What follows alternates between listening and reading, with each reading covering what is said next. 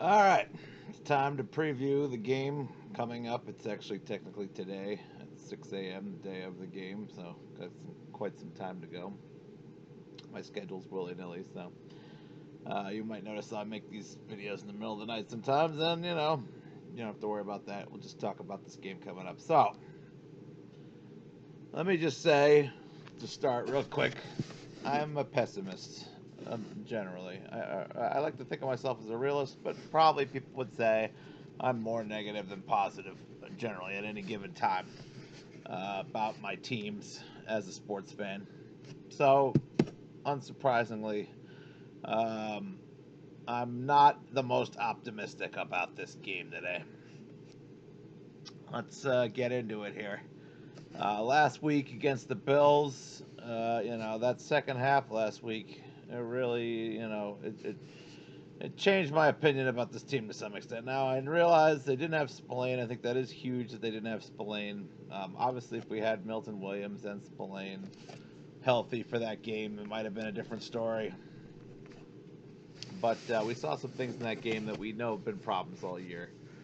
Uh, the most important of which, I mean, without Milton Williams in, and especially without Milton Williams and Spillane in, it's pretty clear that we can't stop the run anymore. We haven't. This team hasn't been able to stop the run since Milton Williams went out, and it was even not great in that game that he was in. So it's a shame. Starting this year, it was kind of like looking at our run defense. It was the strength of our defense. And I was thinking like earlier in the year when the Colts were good, I was thinking, well, we're not gonna have any problem with the Colts because we'll just shut Jonathan Taylor down. Um, we even shut down James Cook in that first Bills matchup. So this team had some stout run defense between Tonga and Milton Williams, who they say is not much of a run stopper, but there must be something about how he seemed like a run stopper to me. He would get penetration through the line and allow either himself or someone else to get to the running back, and we were just dominant when we had Milton Williams and Spillane and Tonga all playing at the same time. That seems to be the key to me for the run defense is to have those three guys going, plus Barmore, who's another disruptor at the line.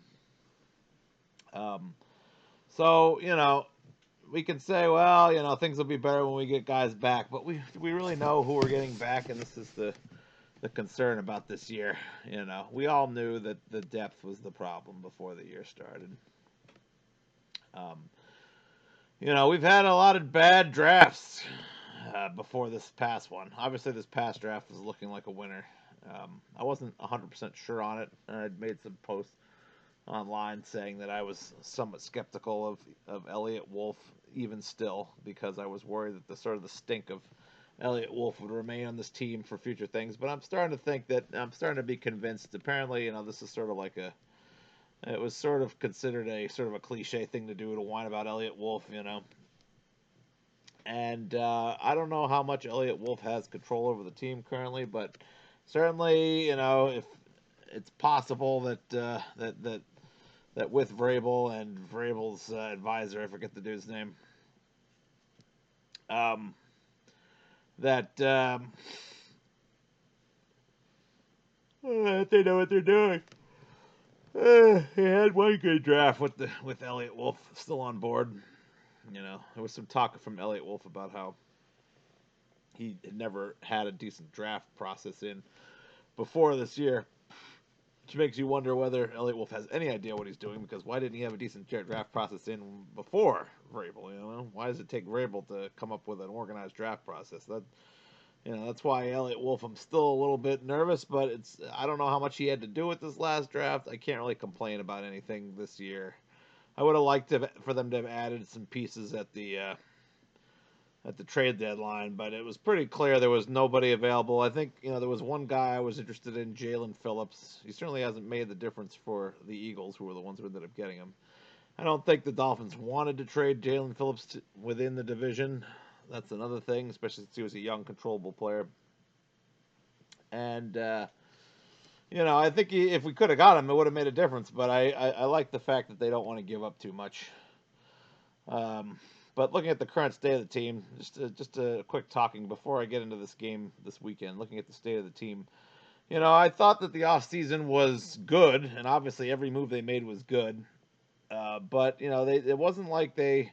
You can only get so many decent players in free agency. My personal philosophy, no matter you know which sport you're watching, to build a team, you have to be able to draft well. That is always the first thing. And we all know that in football generally, you work on the lines first. That's the way that traditionally they're told to build. I think there's a reason why the lines are sort of everything kind of works out from the lines. So offensive line, defensive line are the two key factors. You look at what they did to our offensive line this year to tell that they were making the right moves.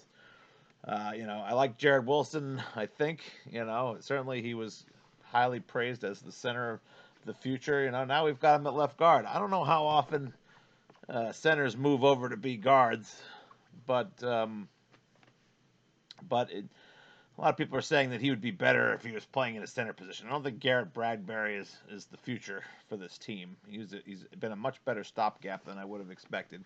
His numbers were absolute crap playing for Minnesota last year.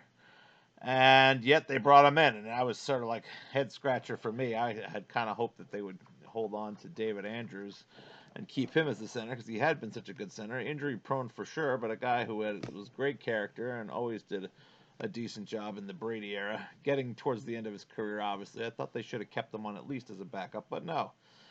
I thought that Vrabel was a bit, uh, you know, I think he wanted every guy to be his guys almost to a fault, I would say. I think Vrabel should have allowed some of the guys from the past to hang around, but he was trying to make a big culture change.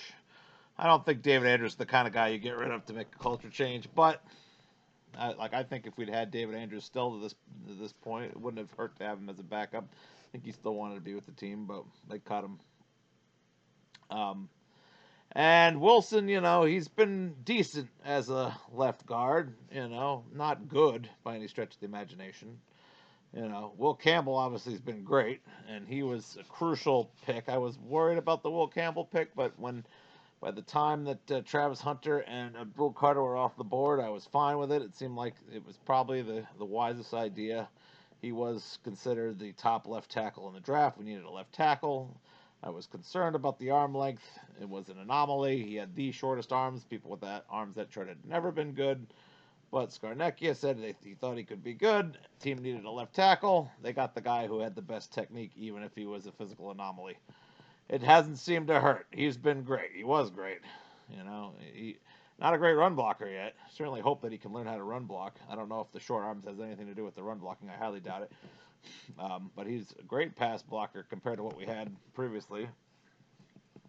He's has easily the best, at least Pro Football Focus numbers of any left tackle that was taken in the previous draft. So it looks like we made the right pick. I think we've got our left tackle in the future. It was exciting because we were really wondering what was going to go on there. As good as Vidarian Lowe has been in backup, he's not a guy you want to have to rely on to be your left tackle for the foreseeable future. And given how good Campbell started, you got to think that he is going to only get better and hopefully eventually learn how to run block. But Wilson, he's come back. I'm glad he's back. But the difference between him and Ben Brown seems mostly negligent. It's hard for me to, or negligible. Sorry, not negligent. Mostly negligible. The difference between the two of them. I hope Wilson will be converted to center, and we can figure out how to get a left guard in here so that we can have a guy. I think Wilson should be our center of the future. If they can keep him at left guard and draft another center, or maybe draft a center that moves to left guard. I know it seems like but I don't hear much about left guard in the upcoming draft. But let's not talk about the upcoming draft. All I know is that they made moves to solidify the line. Onwenu is kind of seeming to me like he was much more of an impressive player previously. I feel like Onwenu, I don't know. We gave him a big contract because he was like the strength of our offensive line, and lately he just seems kind of pedestrian. I think he's still pretty good. I think he's slightly above average, but he may not be having the greatest year. And he is, it's hard to imagine him being a huge part of the team going into the future because he's starting to get up there. So as far as the offensive line, I'm glad they drafted 2 offensive linemen, and the guys they drafted, actually they drafted 3 because they also got Bryant, who people say it's hard to really gauge on Bryant. You don't see him many plays. I haven't really got a chance to watch him up to know if he's good. I guess he's doing pretty well for I think, what was he, like a 6th-round pick or something like that? You know, good guy to have as a backup. But I think that's, the real issue this year has been no run blocking. We've struggled to run block on the offensive line, and we're going to need to get more guys there. We're going to need a right tackle. Robert Moses was an excellent free agent addition to be a stopgap for this year, but you're going to need somebody to take that right tackle position. I guess we can not worry about Omenu for now, but we should work on bolstering the line again in the draft next year, both to find some people that maybe can run block better, and also to keep bolstering the line so that we can control the line of scrimmage a little bit better. But, not complaining about Wilson and Campbell. Good additions there. And then on the defensive line, they spent a bunch on Milton Williams. That was money well spent. We know Williams is great. We saw him play all during the year. He kicks ass. He's going to be a solid player for that contract. I think that even though he was expensive, I think it's going to be worth every penny we spent on him. You can't blame him too much for getting injured this year because, defensive lineman is a tough position to play, and the fact that he's probably going to be back in the Jets game when we need him the most will be great. I would have loved to have had him for this game this weekend, but we'll get him back for the Jets game is what they're saying. If not then the Dolphins game probably. We shall see. But obviously he makes a big difference when he's in. Spillane was a great addition. Didn't seem like he had the greatest numbers, but you got to like guys like him that just get a ton of tackles. I thought it was kind of surprising. Another one of those ones that they cut that I thought they could have kept around was Jawan Bentley. I don't know, how much they would have to give him. I guess he doesn't fit Vrabel's style, so whatever. I mean, there's no question that when the defense is intact, all the guys, if Landry being, this is one of the things that kind of kills is Landry's knee injury. He looked really good the first couple of games of the year, and I thought, we may have found, between him and Chason, not Chiason, I keep saying Chiason. Not a Chia Pet, he's Chason. Between him and Chason, they're actually getting after the quarterback pretty good, and they both have something like 6 sacks, I think it is. Actually, I'm going to have to look that up because I'm kind of curious now.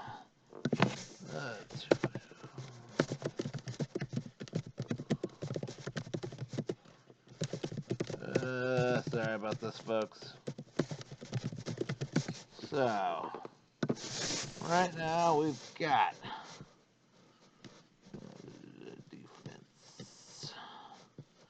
Here we go. So sacks, we've got 6.5 for Chason. Wow, 8.5 for Landry. Not too shabby, That's actually quite a lot for a guy who has had a knee issue all year. So yeah, I mean, you can't really complain too much. We have 2 guys that can get to the quarterback, and when you get, the surprising thing is that Barmore hasn't gotten more sacks this year. You kind of wonder what's going on with him. He's gotten a ton of pressures, so anyone who says he's not doing a good job does not look into the deeper stats. But it is surprising that Barmore hasn't gotten to the quarterback more often. He actually has. Let's take a look. I'm kind of curious. Barmore only has 1 sack on the year. That's not. What did he have previously? Let's take a look here.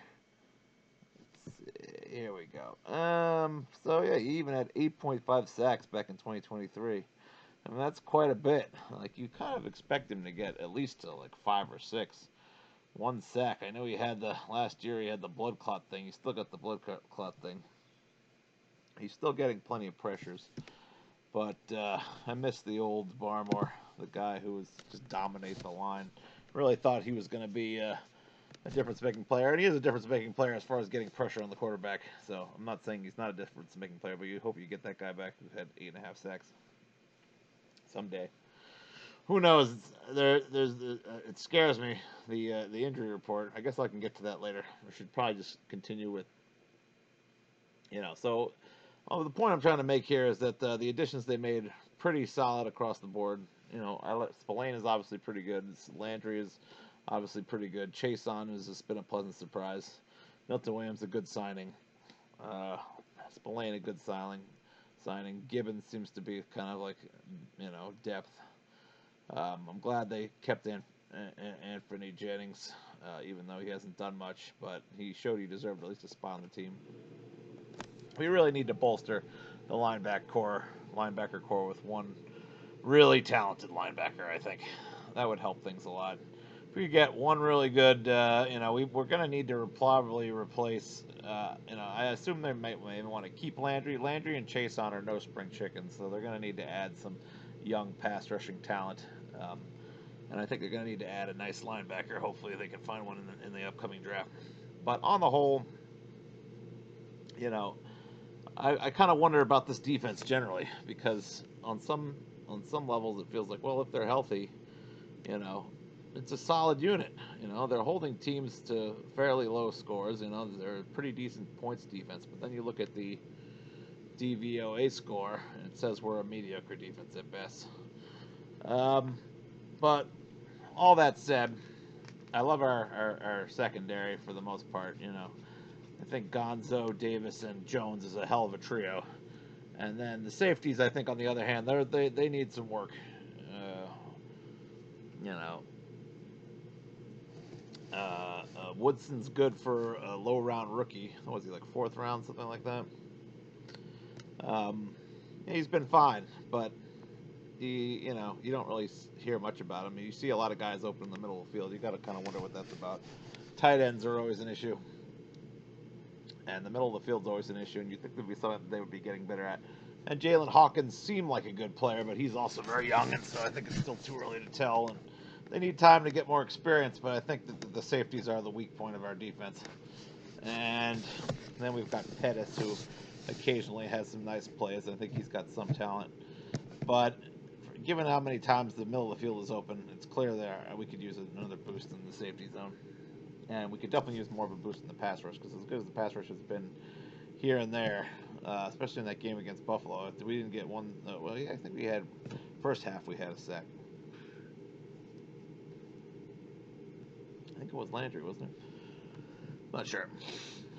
So, yeah, the first half of that game was great. They were getting stops. And I don't know how you can go 5 straight drives without getting a stop. That was just, I don't know if this is Zach Corr's fault. I kind of blame the coaching a lot in that game because they looked so good in the first half that you kind of got to wonder, how did they totally come apart in the second half? And some of it seemed like an inability to adjust to their scheming, which I kind of put on this rookie. It's a little scary having this guy Zach Kerr. I think if we weren't a contending team this year, then he could have plenty of time to kind of learn how to run, to be a defensive coordinator. I mean, it was already tenuous in my mind to begin with when they had what was his name, Terrell something. Should really know the guy's name. Let's see.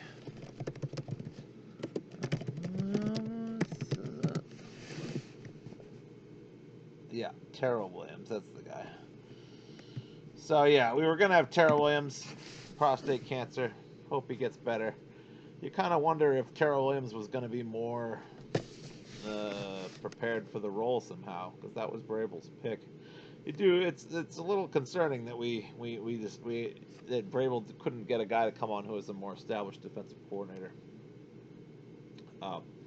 So it seemed like this was going to be an issue this year. Generally, was since he didn't have a lot of experience for a defensive coordinator as an actual play caller, since both the guys we had slated to be, Terrell Williams was the guy, and then he wasn't. Now Zach Kerr is the guy. I mean, he's done a fairly decent job. I can't complain too much, but it does look like he got outcoached in that Bills game. So I'm kind of wondering, if he was exposed in that game at all, are people going to be able to copy the Bills' blueprint? I mean, we already know that they were able to stop James Cook in the first half for some reason. I really thought that it was a good sign.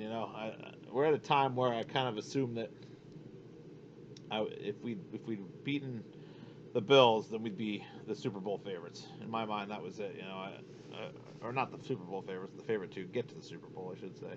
That we'd be the favorite team to come out of the AFC. And I really, after the first half, you had to think that was going to be the case. That the Patriots would have a good shot of representing the AFC in the Super Bowl. And everything turned. We got exposed.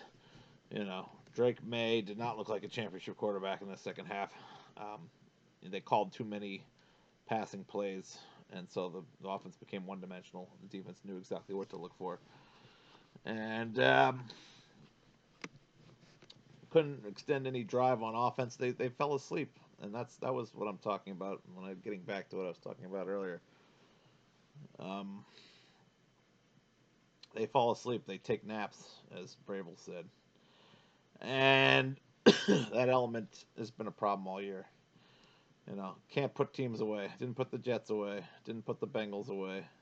Didn't put the Buccaneers away. Didn't put the Falcons away. They won all those games, but those teams were not good enough to mount serious comebacks. You know, we finally come across a team, the Bills, one of only 3 games this year. Well, sorry, 4 games this year where we're playing a 500 plus team, 500 win percentage or better, and that's why they have to win this game. They have to win this game in Baltimore. If they don't, they'll be 1-3 against teams with a record over 500. And that is not acceptable for a team that's going to get anywhere in the AFC playoffs. Coming into this year, my goal was for the team to make the playoffs at all. I thought it was a long shot for them to make the playoffs. I thought, they were on the verge. Maybe they would get, 9 wins and maybe be on the cusp of making the playoffs. Well, obviously they've done better than that, and should be overjoyed with 11-3. It's a fantastic record. But I guess it was easy to have your expectations change once they start beating all the bad teams. You kind of went to yourself, well, how good can this team be? I think it was pretty clear looking at point differential. We ranked pretty well. Let's take a look at where we are in point differential right now. Actually, I don't think we're near the top. I think last I checked, let's see, probably the Rams would be up there. I think the Rams are the top.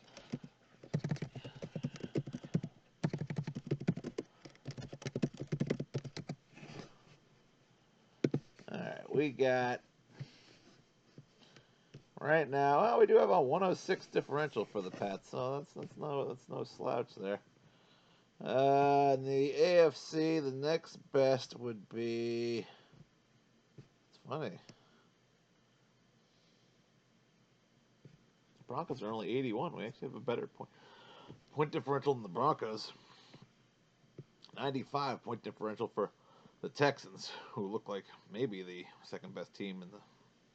At least they are the second best by point differential. Chiefs still were at 60, even with the crap year they had. And thank God the Chiefs are on, huh? Just feels good. The crappy Steelers, who are the other team that we played and lost to in a fluky game that they never should have lost, mostly thanks to Ramondre Stevenson, unfortunately, fumbling twice inside the 5-yard line.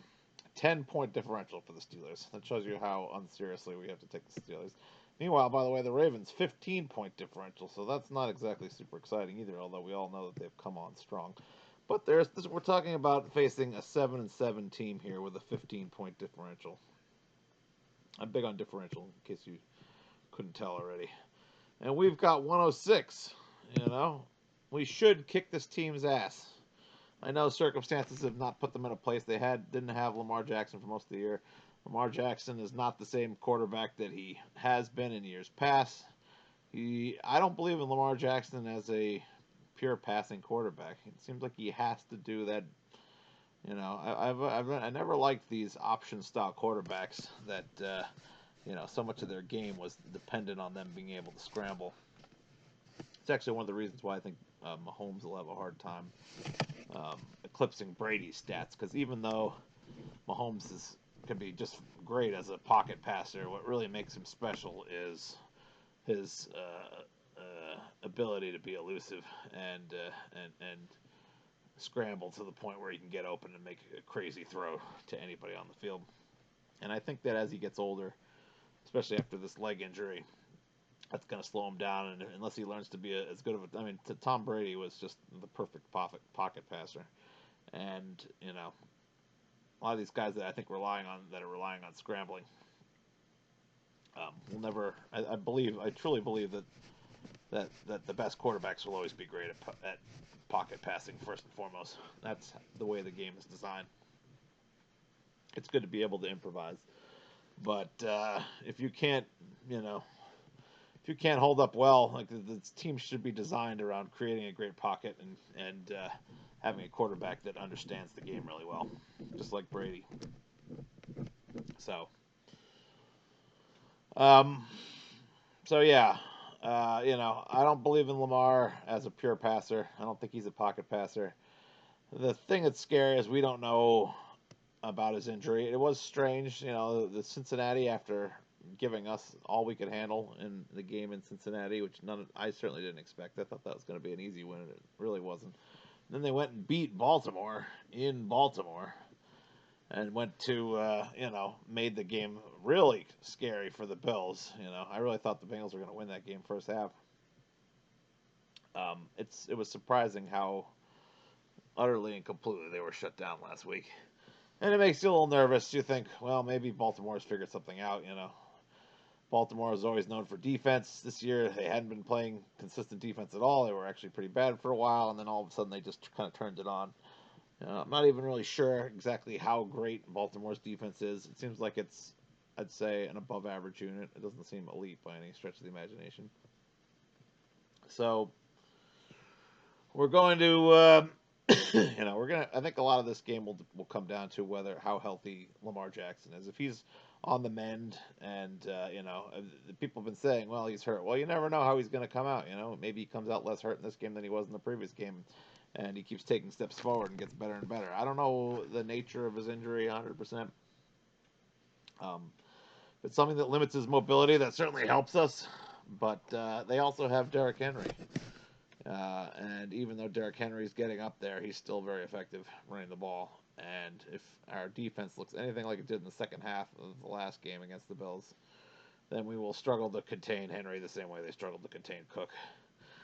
And that's a helpless feeling, just like it was in that second half when Cook would be given the ball and he could run up the middle and get 6-7 yards of play, 8 yards of play. That's where missing Williams and Spillane and Landry with his bum leg. I think he has the knee injury, whatever kind of knee injury he's playing through. You know, Christian Ellis is fine as a backup. He's nothing special. Gibbons is fine as a backup. He's nothing special. I think didn't he get a sack in that last game? I think Gibbons might even have had a sack, but so obviously a lot of this game is going to come down to can they stop Derrick Henry or not. And if they can't stop Derrick Henry, then I'm worried that Baltimore will possess the ball for a long time and our defense will get tired. It doesn't seem like Baltimore is going to be a type of team you have to worry about blowing up for tons of points. They're going to try to control the game and win. If Baltimore plays their game, they'll probably score 20-something points and hold us to, 17 or less, something like that. And I really worry about this game. Given how bad the defense was in the last half of the second game, they're not going to have Spillane again, so our best tackler is gone. It sounds like Landry is still dealing with. I think they said that Carlton Davis and Gonzo are going to be playing in this. Or sorry, not Gonzo.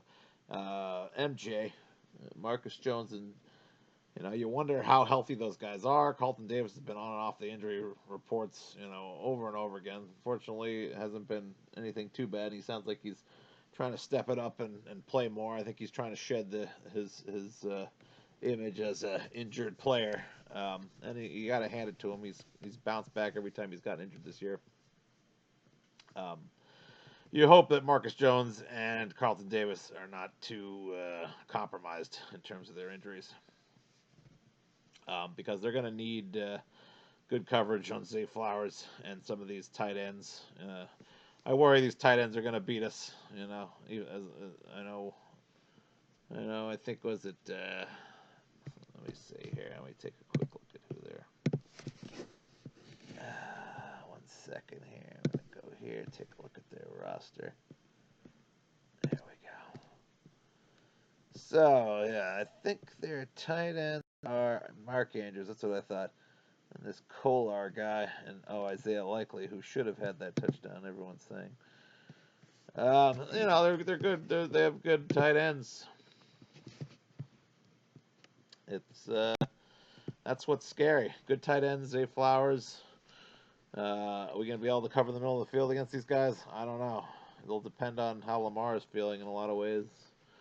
Fortunately, we don't have to worry about him running the way Allen was. But even Allen didn't run even that much. He beat us more with passing. They're going to have to play better than they did against the Bills. I feel like this game is kind of must win, honestly. If you really want to convince me, if these Patriots want to convince me that they can win more than just one playoff game, I think if they could lose this game and beat the Jets and the Dolphins, and I would potentially believe that they could at least win one playoff game in that situation. I don't think honestly, I don't think they're going to win more than one playoff game unless they can win this game, because you've played, as I said, they've only had 4 games this year against teams with 500 or better record. 1 against Pittsburgh, 2 against the Bills, and 1 against Baltimore. Everybody all year has said, they're only good because they're facing teams that are terrible. And that's obviously beating bad teams consistently looks good, but I think no one's going to be afraid of you in the playoffs if you can at least beat Baltimore. 7-7 team. It's not a bad team. They'll be highly motivated to win. Why this is a great test. You have to go out there and prove to us Patriots fans that you can be taken seriously as a team. I do not think this team wins more than one playoff game, and if they lose this game tonight, and I think there's even a possibility that they get bounced in the first round if they lose to Baltimore tonight. If they have to face the Texans. If they're facing the Texans in round 1, that's going to be a worst case scenario, and I could easily see us getting bounced, which is sad because the team has played so well that they've bumped up my expectation level from simply making the playoffs to actually winning a game. That is my expectation level now for the Pats. I'd like to say that I believe that they could make it to the Super Bowl. I do think the AFC has a lot of teams that, obviously everyone's been saying there's a lot of parity this year. No team in the AFC is completely dominant, but you got to be a little bit afraid of the Texans with that defense and with C.J. Stroud, who's certainly a capable quarterback. And you got to be a little bit afraid of the Broncos now that we've lost. Because we lost. That was what killed the most about that Buffalo loss, is that we had a real good shot at that 1 seed. It felt like we had a real good shot at that 1 seed. I really thought that the Broncos were going to lose to Green Bay. And you got to hand it to them, Best game for Bo Nix yet. Some people say they don't believe. I haven't watched enough of Bo Nix to know how good he is. I know he's a fourth quarter guy, unlike Drake May so far. So that is a useful skill to have, as I mentioned in my intro video. You want a guy who can step up for you in the fourth quarter. It looks like that's, that Denver defense is good enough that they just have to keep the game close till the fourth quarter, and you're always in it with that guy. I'm glad we have May and not Bo Nix. Obviously, no one thought Bo Nix was going to be as good as May, but he's better, I think, than people were giving him credit for. There's a lot of Pats fans in the forum. I go to Pat's Pulpit all the time. A lot of Pats fans in the Pat's Pulpit forum that were dumping on the Broncos for taking Nix, thinking that he was going to be a fail. And I'm thinking those people have been proved somewhat wrong already. He's not the greatest quarterback in the league, but he's, you could do worse for having a young quarterback, that's for sure. And the Broncos are a threat with him, I believe. We'll see. I could be wrong. I don't think their record is a total fluke. They almost lost to the Commanders. That was the only game that really looked bad, I think. Otherwise, they're going to be a scary team. And I really had thought they were going to lose to the Packers, and then they lost Parsons and that wide receiver, Westover, no, I forget his name, Roberts or something. Anyway. And it showed a lot. And Knicks had a great game. And now we're not getting the 1 seed. There's just no way it's happening. We could talk about it. Maybe the Broncos lose to the Jags. They're not going to lose 2 games. They're not losing to the Gardner Minshew Chiefs. Let's get real here. The Broncos have that pick, and now we got to go into Denver to beat them. And we all know, as Patriots fans, a lot of bad memories of the Brady era going into Denver. doesn't work out too well most of the time. Fortunately, this team seems like they're road warriors. I don't know why this team can't get into winning for the home team. It's kind of disappointing, actually, that they're not better in Gillette Stadium, or I should say just say Foxborough. I'm just gonna call our stadium Foxborough, even though it's not the original Foxborough Stadium. But I hate using these corporate names. So, what was I gonna say? Yeah, I hope they keep up their road warrior mentality and can win in Denver. But if there's any reason why I think the Pats are going to struggle to get anywhere in the playoffs, it's that they're going to have to play Denver in Denver at some point, unless Denver gets surprisingly knocked off by someone, which I highly doubt. So we're not having the 1 seed. We're probably the 2 seed. You know, I certainly hope that we don't. I hope we end up facing either the Steelers or. Oh, wait, I don't think we can face the Steelers, can we? We have to face a wild card team. Who is the worst wild card team? I should go back and see. Take a look here. There we go. We'll go to the standings here. The way it looks right now. Oh, we got to go to the playoffs. There we go. So, yeah, I mean, it'll either be the Texans or the Bills in all likelihood in that final playoff spot. Chargers look like they're going to keep it in. I think they'll hold it together. Steelers are going to be the number 4 seed. So, I mean, I could see. I guess we're hoping we're playing the Chargers. Really, it's not impossible to imagine. Let's see, the Chargers' schedule looks like they're going to play. They play the Cowboys, the Texans, and the Broncos. So that is a tough schedule to finish out. You could easily see them losing all 3 of those.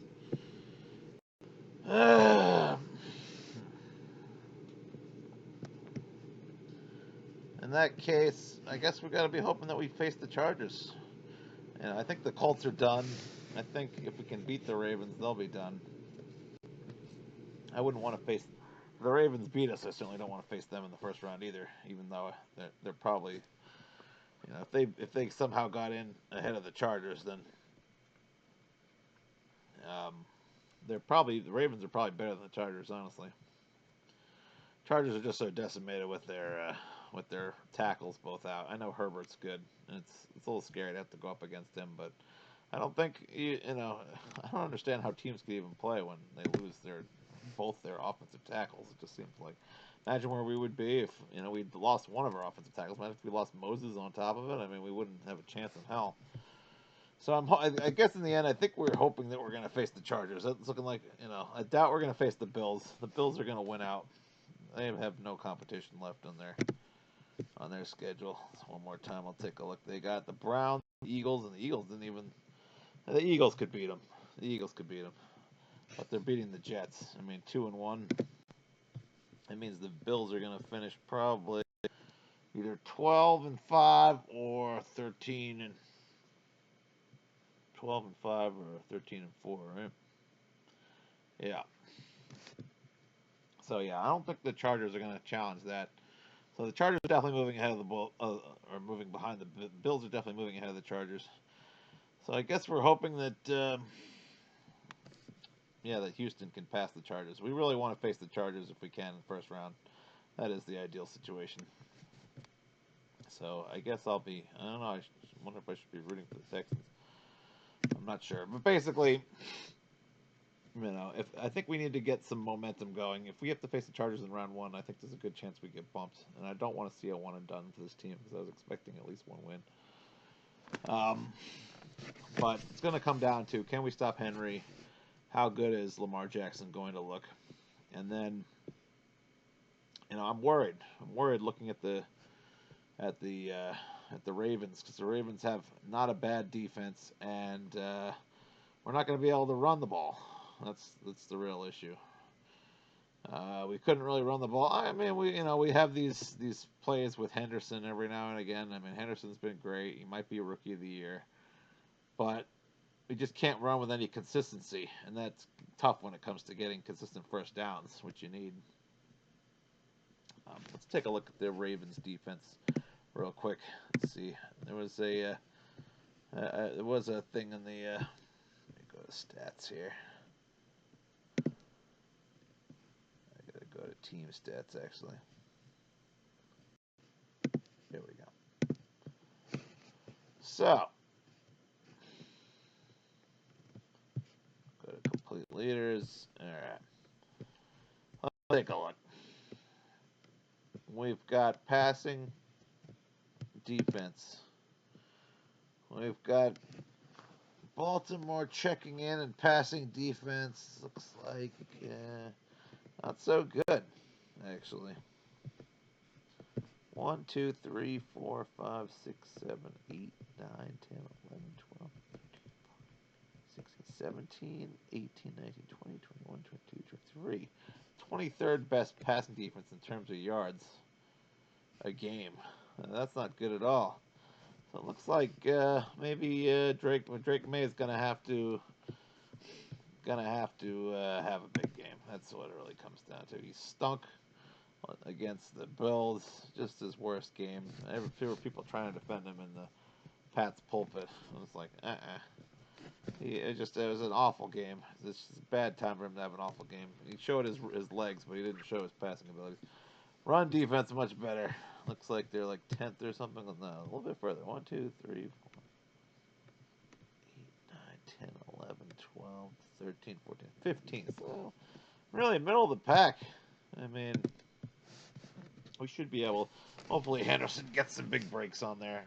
I'd like to see more of a balance between Henderson and Ramondre. A lot of people think that Henderson is the guy, but I think I like that look that they had, where they had them both back there, and you didn't know which one they were going to hand off to.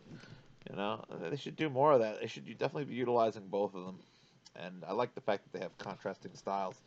I think it would be nice. I think there's always a chance that Henderson can go off at any point, so he's tempting to use, but he's not a guy that really can run into the line and guarantee you to get 3 or 4 yards. We're gonna have to see how our offensive line holds up, because the problem with running the ball is at any point our line gets blown up, and then a guy's in the backfield and we lose a yard or two, and it kills drives when that happens. We're gonna need to run the ball, so they're going to have to do it some of the time. And the Ravens actually aren't as good on run defense as I had thought. So that gives me some feeling like they should try to run a balanced offense to some extent. But we are going to need Drake May to have a good game to win this game tonight. And our defense is going to have to withstand the injuries. And I'm just worried about the defense. There's no guarantee Milton Williams is coming back. There's no guarantee Will Campbell's coming back. I mean, they say it sounds like Milton Williams is more likely to come back than Campbell, but we need them all. We need everybody. You know, Vidarian Lowe has been fine. He actually had a really good game in that last game. One bad penalty, but Vidarian Lowe is nowhere near the reason why we lost. He's been better than I expected, filling in. A lot of people had said he was injured last year, and so I wanted to give him the benefit of the doubt this year. And if he'd played the same way last year, as he played in that game against the Bills, then we probably wouldn't have felt as dire of a need to get a left tackle. Obviously, we still needed our left tackle in the future. But if Vidarian can play at least as well as he did in that Bills game, he won't be the problem. But we need to get off a few big runs. I'm going to predict that we'll probably get about 40 yards from Ramondre. It's been like the case lately. We'll probably get about, we could get up to 100 yards from Henderson if he breaks free, but you never know. That's a hard one to predict. Some people were predicting Drake May was going to have his first 300-yard game.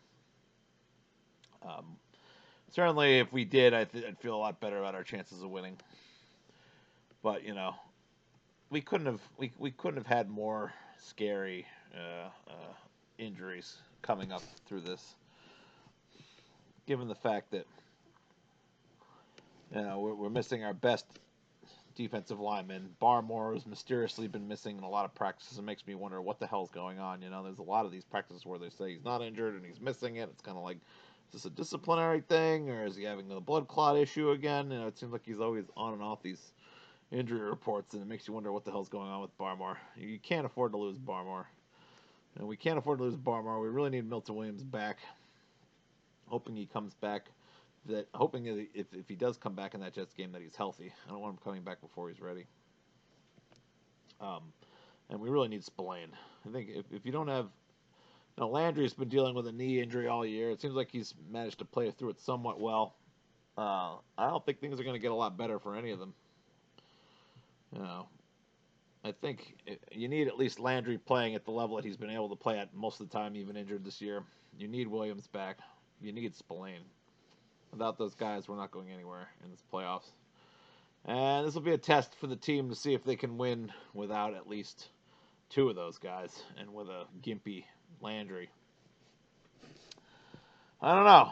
I'm a little nervous about the defense, but if this team is really that good, they can beat the Ravens this year. Let's take a quick look at Pat's pulpit so I can do a review of the defense and what was the injury report is. The last injury report was, here we go, Friday. Take a quick look here. So Spillane ruled out. We knew that. All right, so we got questionable for Barmore, Landry, and Davis. I don't like that we haven't heard a reason for the questionable on Barmore. That's scary. We know Landry's got a knee problem. And I think they said Davis and Jones expect to play. So those guys are key. We're not going to win this game without both those guys in there. It's tough. Let's see. Spillane remained a non-participant. I wonder if we're getting Spillane back. I certainly would hope so. I don't know. A walking boot is such a, it's a crapshoot. We don't know what that could mean exactly. Ravens cornerback may be out. Let's see. Veteran cornerback limited. That probably isn't. He's doubtful.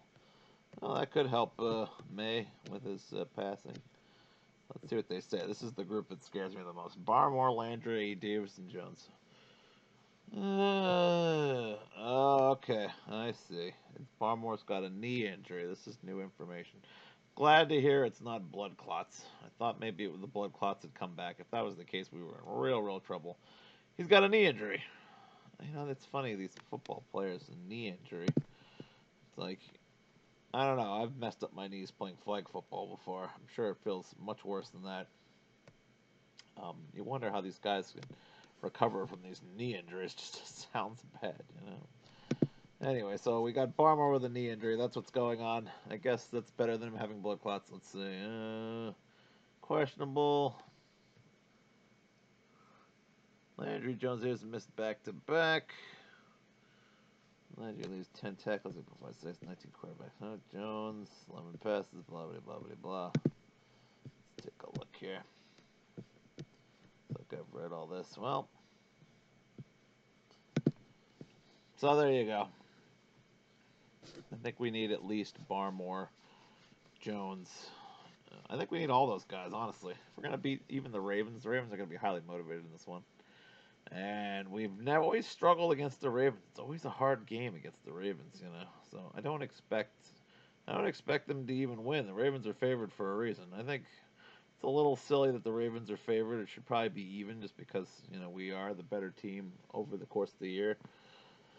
But people don't believe in us. They think we're fluky. This is a game where they thought that last week too, and for half a game, it looked like we were ready to dominate this game. You got to prove it this time, right now. You got to scare people right now. This is it. You got to prove it to me too. They're gonna have to prove this. Hoping for a big game for May. Hoping for a balanced game. Hoping for the special teams to bounce back from that disaster from last week. I really didn't. It's funny. Everyone's crapping on Schooler. I mean, Schooler was our best special teams guy for a while. A lot of the people in the pulpit are saying he's an idiot. The dude plays with heart. He plays with fire. It's kind of like everyone's getting down on Schooler. Give Schooler a break. He had one down week.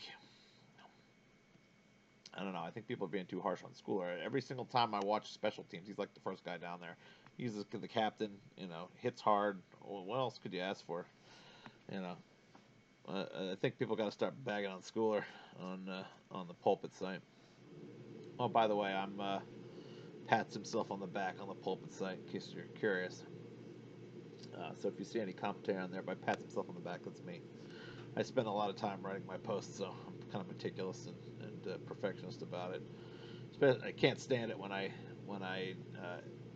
finish a post, edit it a few times, and then don't edit it for a little bit and realize that I'm past the editing window, and have some line or two in there that's it's not grammatically satisfying. Uh, so yeah, if you see my posts on there, I've made quite a few lately. I wasn't posting for a while, but I enjoy talking about my ideas. Since I'm realizing one of the things that's not working about this channel is I'm just kind of bouncing around willy nilly, and it's like there's no organization to this thought. So maybe at some point I'll work this out. Again, this is the early days of this channel. I'm still trying to figure out how this is going to work. I'm sort of just going around willy nilly, but I guess the important things I want to say are this. We have to win. We have to win to prove to ourselves and to the league that we can do this. We're not going to get the one seed. We'll probably end up with the 2. But we should come into the 2 strong. We should hope that we get the Chargers instead of. If we can get the Chargers, then if we can get a little bit of momentum in the playoffs, it might be enough. We really could have used that bye week. We really could have used the time to give Milton Williams and Will Campbell an extra shot to come back, because that would have been so big. And having to play through Denver is going to be a major pain in the ass. It's daunting. It's going to be a daunting challenge. So we have to win this game to prove to everybody that we are as good as we think we are. If they don't win this game, I don't have a lot of hope for the team. So let's see a big game from May. Let's see a bounce back for Booty and Pop Douglas. What happened to Pop Douglas in that last game? It doesn't make any sense. Even Booty in that last game, he had one catch that had a catch that shouldn't have been called a catch, probably. Then it was totally disappeared. And Diggs, I think they were doubling him to prevent him doing what he did against the Bills in the first game. It looked like the Bills' pass defense definitely figured us out. I don't think the Ravens' pass defense, obviously, from what I was reading, is not nearly as good as the Bills' pass defense, so we should have a better game there. But May is going to have to be good in this game. We're not winning this game. And the defense is going to have to stop Derrick Henry. We're not winning this game. And we're probably going to have to get some pass rush on Lamar Jackson. This will be one of the rare games where we can actually sack him, as opposed to the past where he would just squirm his way out and run for 15 to 20 yards like he did against Bill Belichick every time we faced him. So, in my mind, this is a must-win game. I think we got to win out the last 3 games to prove to me that this team has what it takes to make it in the playoffs. So that's your preview. I think I'm expecting a decent passing day. I'm expecting adequate running numbers at the least. I don't expect much more than that because our run blocking has consistently been mediocre to bad. But I hope we get to see a couple of X plays from our boy Hendo. He's looking pretty good. And let's see. I guess I should predict a win. Well, just because it's gonna be tight. I think we win by a field goal at best. It's hard to imagine us running away with this game. I think the Ravens are going to make it tough. And I'm going to go, say we win 27-24.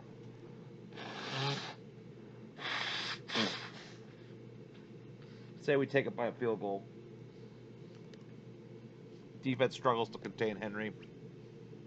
No. Have faith that May's going to have a good day. We'll see. I think it's important for us to stave off a slump here, because if they lose 2 in a row, I think they could still beat the Dolphins and the Jets, but those last 2 games are too close for comfort. I'll be worried that they're going to, I'm not that worried they're going to blow one of those games. We're talking about 2 terrible quarterbacks that we'll be looking at the last 2 games of the year. So they really they should win the division. But if they lose this game to Baltimore, you got to start wondering, whether or not they could potentially be upset one of those two games, and you don't want to finish the season in a with doubts about yourself. So let's go May. Let's have a big game. Let's bounce back and be the guy we know you've been most of the year. And let's go defense. Show us what you can do without. You may not have Williams in the playoffs, and I hate to say it. We all assume he's going to be back, but I mean it was a high ankle sprain, so he probably will be back. So, but I think I'll be watching Landry and Barmore and Davis and Jones to see how they're doing. And the worst thing about this is we really can't afford many more injuries here. Any more major, defense is our weak point, and we're already banged up. Obviously, we don't want to lose. We can't afford to lose MJ. We can't afford to lose Carlton Davis. Can't afford to lose Barmore. I don't think we can afford to lose Landry. We need everything. As it stands, even with all of our defensive guys, we're not the best defense, even with everybody healthy. So we're pretty good. It's a pretty good defense. It's not dominant by any stretch of the imagination. Pretty good could be enough if Drake May is on his game, and the running game is at least adequate. But it's hard to expect the running game to be adequate when the running game isn't adequate, and then Drake May doesn't have as much time to throw. They key in on him. They focus more on pass coverage, and May can get flustered. So let's hope we see a nice balanced game. Let's hope that Drake May has a great game. And I'm going to say 20. I'll switch it up a little bit. I'll say 27-24. Feels about right. And let's finish the season strong. Let's go here. As far as other games to watch, I'll just go over quick, I guess, in case you wanted me to make some predictions about what's going on here. I generally do okay sometimes with, I'm not going to say I'm great at making picks, but I'll throw some out there here. Look at the other games. Bills are going to be Browns. Everybody knows that. No chance in hell that the Bills lose that one. I think the Bills guaranteed win out. That's why we have to at least win against Miami and the Jets, minimum. Chargers could lose to the Cowboys, but I think the Chargers. I don't know. That'll be a tough game. The Cowboys have nothing to play for, so you'd think the Chargers would be motivated. I think the Chargers win, but let's see. Oh, here we go. We got spreads here. So yeah, let me just do with the spread. Browns getting 10.5. I think the Bills beat the Browns by more than 10.5. I think they cover. You never know. The Bills are on the road, and they don't do as well on the road. But the Browns are just such a crap team, and I don't see them not covering. So I'm picking the Bills in that one. Cowboys give 1.5 to the Chargers. I'll take the Chargers for that. I'm surprised. I think the Chargers will win that game, but it'll be close. Chiefs, Titans. Chiefs are giving 3 to the Titans on the road. I still think the Chiefs. I don't know. Minshew is their guy. I mean, I feel like we should be rooting for the Chiefs to win, obviously, or honestly. And the rooting guy, they were saying we should root for the Chiefs to lose because of picks, but we have the Chiefs' 6th round pick. It's like a 6th round pick. That's not going to make any damn difference. If the Chiefs lose, they'll end up getting good 1st round picks as well as 6th round picks, and we don't want that. So I hope the Chiefs win this one. This will be the first time I'm rooting for the Chiefs to win in a long damn time, because thank God they're out. I'm so happy that the Chiefs are not in the playoffs. I hope this is the beginning of the end for the Mahomes and the Chiefs dynasty. We don't need them trying to make claims about how they're as good as the Patriots were in the Brady era. Excuse me. And we got Bengals. So yeah, I'm gonna pick the Chiefs in that game. I think they'll win and cover, but I don't know. It's actually a tough one, really. That's I couldn't really tell you. I think it'll be the Chiefs, but who the hell knows? They just got nothing to play for, and Gardner Minshew isn't that great. But Titans have been so bad. I'll pick the Chiefs just out of default. Bengals, Dolphins. Game that also doesn't matter. I could give less of a crap. Cincinnati's favored by 4.5. I'll pick the Dolphins there. Seems like Burrow did not give a shit last week. Jets giving New Orleans giving 6.5 to the Jets. I'm gonna take the Saints. I like Tyler Shuck. I wish his name was Shuff. It should be Shuff. It's Shuck. How does O-U-G-H mean K? I don't like that name. The Saints, I think, though, the Jets have nothing to play for. Saints are gonna beat them. I'll beat them by a touchdown at least in 6.5. So yeah, I'm taking the Saints. We got Vikings Giants. Another game does not matter. Minnesota gives 2.5 to the Giants. I'm gonna go Minnesota. Giants have been just garbage this year. It seems like they don't care about their coach. No one believes in Kafka. We got Tampa Bay giving 3 to the Panthers. I think the Buccaneers are gonna win. I think they got their injured guys back. They were kind of getting into a groove. It was surprising they lost as much as they did, even with Mike Evans playing well. You got to think the Buccaneers are going to win that game. We'll see. That'll be an interesting one. Jaguars Broncos. Denver is giving 3.5. I'll pick the Broncos. I think the Broncos are going to win. They could win by a field goal, though. It's kind of hard not to want to pick the Jaguars in that one. I don't know. I have very little faith in the Jaguars. Broncos don't really kill teams either. I'll pick the Jaguars with 3.5. I guess I'll say that Broncos win by a field goal. It's probably the most likely scenario. I don't care about the Falcons Cardinals. Atlanta gives them 3. I'll take the Cardinals. I don't care. This doesn't matter.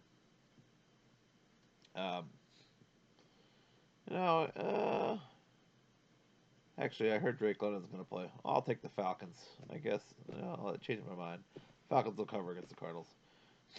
Let's see. Steelers, Lions. They give Detroit 7. I don't know. Oh, sorry. Detroit gives 7 to the Steelers. That's going to be a tough one, I think. Black and blue division. I'm going to pick the Steelers in that one. I think they may get a game. Lions are good offense, terrible defense.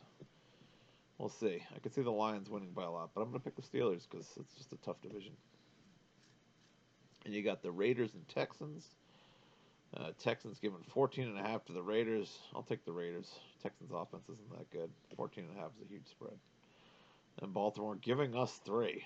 I'm going to pick us, like I said. I think we win the game outright. So, and that Rams-Seahawks game is interesting. You know, maybe the Rams with Devontae are the best team, and that is. I hope we get to see Rams Seahawks again in the playoffs. I also watched the end of that Bears Packers game. I'm glad the Bears won. Packers have been too good for too long, even though they have Jordan Love and they're a shell of what they were when they had Rodgers. But you know, I like Chicago. It's a cool town. I like the Packers team too. It's a great story with the town owning them and all that. But it's good to see the Bears be relevant again. They hadn't even been to a Super Bowl since the Rex Grossman days. You know, that's forever ago. Eagles took care of the Commanders. I first tuned into that game and they were losing 10-7, I think it was, and I was like, "What is going on here?" Coming into the third quarter, and then they just turned it on. I think the Eagles still have a shot to be good. 29 points. They certainly got the offense going. They've got enough talent on that team now to be competitive in the NFC, but it's hard to imagine anyone beating the Rams or the Seahawks, really. And then Monday Night Football, we got the 49ers and the Colts. The only one I didn't check on. 5.5 points. And I'm going to pick the Niners. The Niners have been good. I don't know. It could be. It's just hard for me to believe that Phillip Rivers is going to make that game. So I think the Niners will cover. That'll be a fun one to watch. Look forward to that. So there you go. That's my weekend review. I think the games of the week are going to be Tampa Bay, Carolina, Denver, Jacksonville, and then the ones that already happened. Really, not much to get excited about. Steelers, Lions, kind of interesting, and of course Pats Ravens, probably the game of the week. Honestly, Pats Ravens. That's why they flexed it to Sunday night. I mean, game of the week if you don't count the games that have already come, because that That Bears-Packers game was exciting, and so was the Rams-Seahawks game. So a lot of good games so far this week. So I hope they make me proud. This is a big week. Um, I'll pull for the team through the end, win or lose this weekend. Obviously, losing isn't the end of the world. They can still beat the Jets and the Dolphins and make the playoffs. But I'm going to tell you right now, if they lose this game, it means we're not going very far in the playoffs. We'll either be one and done, or we'll win one and lose the next one. If they win tonight, though, anything's possible. I think they're up there. I think if they win tonight, they prove they can potentially beat any team, because the Ravens are not bad, and you know, the Ravens want this one so bad that I feel like this is, if they can win that game, it shows that they can win a team against a fairly tough opponent at a time when they're highly motivated. And it gives me the idea that any of these teams in the AFC, as bad as the Ravens have been, they probably would have been a higher ranked playoff team if they hadn't been out Lamar for most of the year. So, I think they at least put enough doubt in my mind. If they win tonight, they at least tell me that any team in the AFC, if it's having a bad day, can be beat. But they have to beat the Ravens to make me believe that there's a chance that they can beat any of these teams on a bad day. Because some of these teams, even on a bad day, they might have a chance to beat the Pats, and that means the Pats have to prove it to me right now. This is it. Prove to me and the rest of the league that you can win against decent competition. You don't do it this week, I'm done. I'm not done. Obviously, I'm going to keep watching the games, but I'm done on my belief, that's for sure. So let's go Pats. Let's prove that they're as good as we think they are. Let's get that second seed locked up. And let's win this division. Last thing I'm going to say is that someone was saying that they can win this game against the Ravens and one of the two. I thought they had to win both the Dolphins game and the Jets game, but someone was saying they could win the Ravens game and one of those two other games, and that would make them. I think it's probably the Dolphins game. It probably has to do with head to heads. I think if they won the Ravens game and the Dolphins game, that might be enough. But let's not leave anything to chance here. Let's just see them go 3-0. Looking forward to this game. Should be a fun one. If they lose, it's gonna suck. Honestly, it'll be a fun one if they win. If they lose this game, I have no hope. I have very little hope. Let's just say that. Go Pats! Let's go. Sunday night. Should be fun. Looking forward to it. That's my first game preview. After the game's over, I will do a recap and give you my opinions on the game. That's how this is going to go. All right. Hope you enjoyed that. It's a bunch of rambling. I obviously need a lot of work on this, but got to start somewhere. This is it.